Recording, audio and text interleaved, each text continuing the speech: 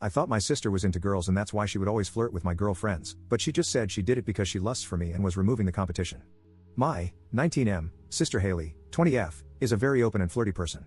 She's never put a label on her attraction, but she has said she's attracted to everyone. Ever since we were in high school, she'd often flirt with girls I was interested in. She'd also flirt with my friends when they'd come over to hang out. Sometimes Haley would even come into my room without knocking just to talk to them. It was very uncomfortable, and some of my friends even stopped coming over to my house because of it. This made me really angry, and I told our parents, 45M and 42F, but they'd always say I was being judgmental and to leave her alone. So she'd always get away with it. A few months after she graduated, she moved out of the house, and I haven't had to deal with her flirting with my friends anymore. 7 months ago, I met my now girlfriend Layla, 18F, and we really hit it off. We've been together a little over 4 months.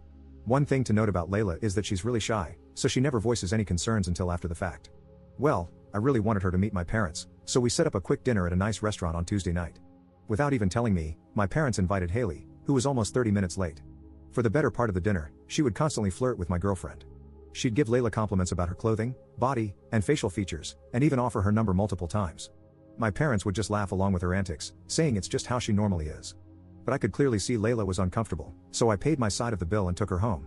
When we got to her house, I asked if I could spend the night, and she said yes. And that's where I've been for the past few days. My parents and Haley have been blowing up my phone, calling me all sorts of names, which has me thinking I was in the wrong. I haven't answered any of my sister's messages, but I told my mom where I am. When I asked Layla about it, she said the compliments were nice at first but she got uncomfortable. Am I overreacting for making a big deal out of my sister flirting with my girlfriend? Update 1. Sorry this update took a few days, I'm still reeling from everything that happened.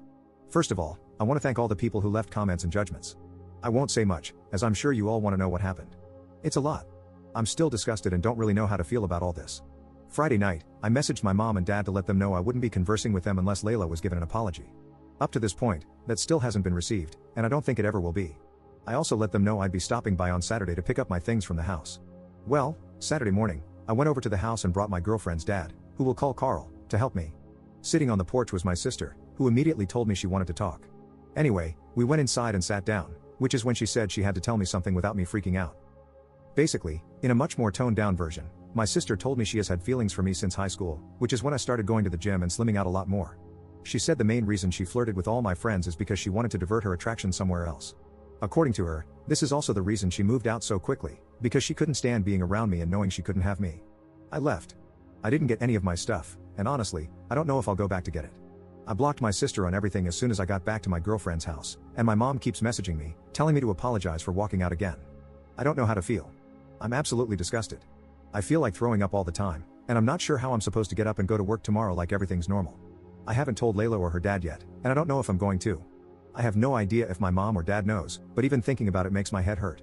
This is so much worse than I thought it was. Update 2. Last Tuesday, I messaged my parents, telling them everything my sister had told me. It wasn't until Thursday that I got a reply where they called me all sorts of names. They said I was perverted, a liar, a man-child, etc. However, after messaging back and forth with them for a while, it came out on my mom's side that my sister confirmed my story and wanted me to say it was false because neither of them wanted to believe it. It's safe to say I have no intention of talking to either of them for a long time. I told my girlfriend everything on Tuesday as well. She was a lot more supportive than I initially thought, so that worked out pretty well. On Friday, we told her father, and we started looking for apartments to move in together.